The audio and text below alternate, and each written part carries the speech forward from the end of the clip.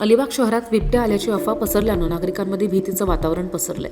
Social मीडियावर आणि तोंडी चर्चांमधनं बिबट्या दिसल्याच्या बातम्या पसरत आहेत आणि नागरिकांमध्ये मात्र घबराट दिसून येते.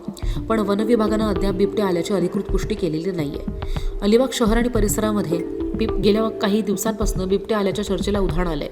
काही नागरिकांनी बिबट्यासारख्या प्राणी दिसल्याच्या अफवा किंवा दावा केल्यामुळे रात्रीच्या वेळी नागरिक घराबाहेर पडायला घाबरत आहेत. या अफवेमुळे परिसरात तणावाचं वातावरण पसरले. ह्या पार्श्वभूमीवर अलिबाग नगरीचे माजी नगराध्यक्ष प्रशांत नाईक यांनी वन विभागाचे अधिकारी आणि कर्मचाऱ्यांशी चर्चा केली.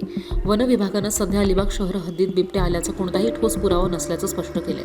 पण खबरदारी म्हणून परिसरात गस्त वाढवण्यात आली आहे. नागरिकांनी घाबरून न जाता संयम ठेवावा, अफवांवरती विश्वास ठेवू नये, रात्री एकटं बाहेर जाणं टाळावं आणि लहान मुलं तसंच ज्येष्ठ नागरिकांची विशेष काळजी घ्यावी. काही संशयास्पद दिसल्यास तात्काळ वन विभागाला कळवावं. दरम्यान वन विभागाकडून नागरिकांना सावध राहण्याचं आवाहन करण्यात आलं. नागरिकांनी आपल्या परिसरामध्ये प्रकाशाची व्यवस्था ठेवावी, पाळीव प्राण्यांची काळजी घ्यावी आणि कुठलीही माहिती अधिकृत यंत्रणांना द्यावी असं आवाहन करण्यात आलं.